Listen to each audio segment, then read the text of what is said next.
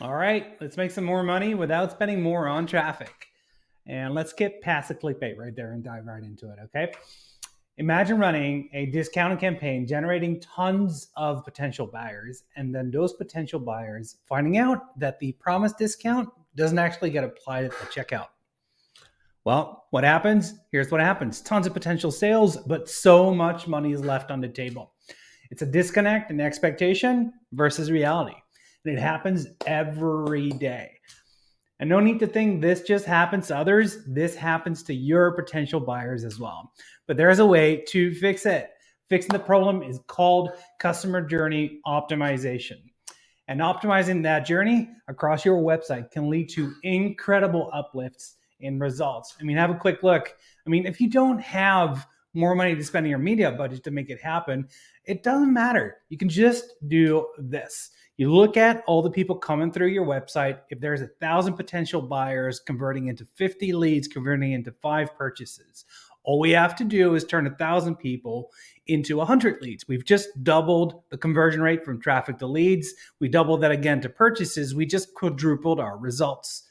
The way we do that is not by optimizing traffic. It is by optimizing the journey that people go through from traffic all the way down to purchases.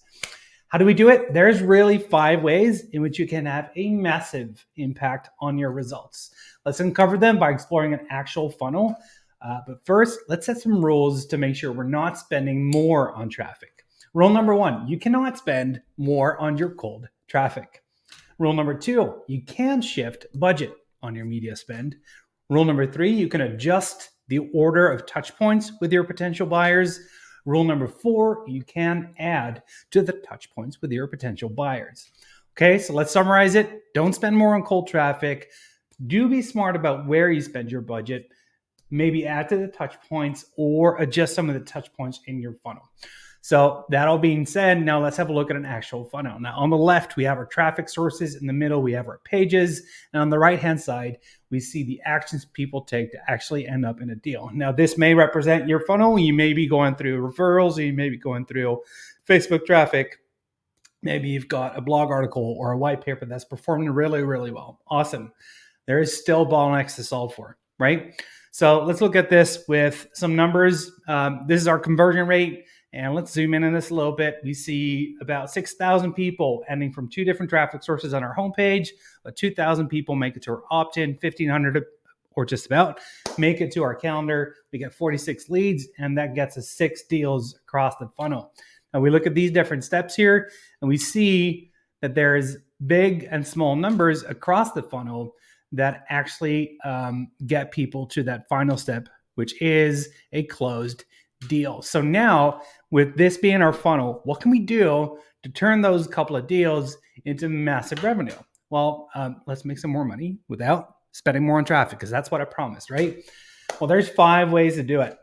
Number 1, make sure to split test your pages. See if you can increase your conversion rates from step 1 to 2 by, for example, looking at changes in your copy. See if it resonates better. Looking at your content. Maybe the graphics or the video can be better connecting with your audience than they are now. And maybe have a quick look at the context to see if the structure of your page can be made more effective and that it connects with the purpose of what you're looking to accomplish on the page. Number 2, we can look at adding follow-up. If we've collected an email or we've pixeled someone that came into our website, we can either send up follow-up emails to see if they've lost interest or that they just got distracted.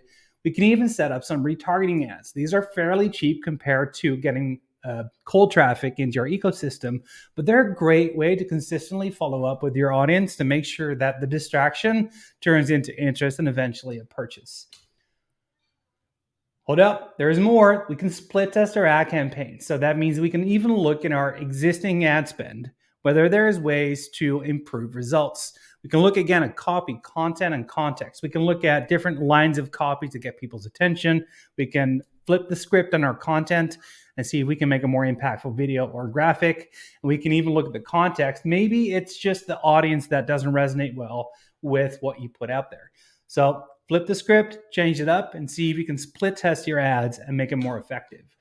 Lastly, and there's a little bonus at the tail end of this, we can look at simplifying the funnel. Maybe you're just trying too hard. Skip the fluff and get straight to the point. Send them to a step deeper in the funnel.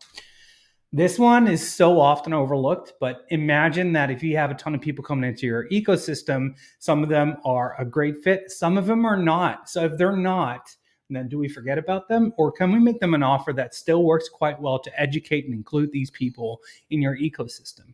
Think through how you can downsell the wrong fit, cross-sell the great fits, and upselling people further down the pipeline to get more of these people to become your customers and increase your revenues. So look at upsell, cross-sell, and downsell by segmenting people through, for example, a form and asking them a bunch of questions to understand who they are and whether they do or do not fit with your business.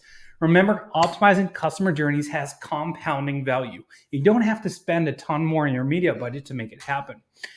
There's a bonus here, 5 best practices for optimizing customer journeys. So keep in mind when you dive into this, number 1, work backwards and make sure you optimize your funnel from the bottom up, which means that you always have a compounding impact on your results. Number 2, think low effort, high rewards. Don't go all in on overhauling everything you've got.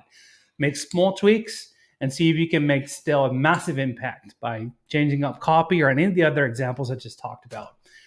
Remember, they are people, not numbers. That's number 3. People take steps to know, like, and trust you before they buy. Don't just look at the numbers. Think of the people that we need to convince and help them stay aligned with you, your business, and your offer. Number 4, try again. It is a cycle. Don't set and forget it. The companies that grow the quickest go through journey optimization at least once a month. And then number 5, have fun, be patient, and test with sample sizes of at least 1,000 people. Otherwise, it might just be a little bit too soon to jump to conclusions. I hope that was helpful. I'd love for you to learn a little bit more of Funnelytics. Education is always part of the deal. Check out funnelytics.io. We'd love to chat with you. Cheers.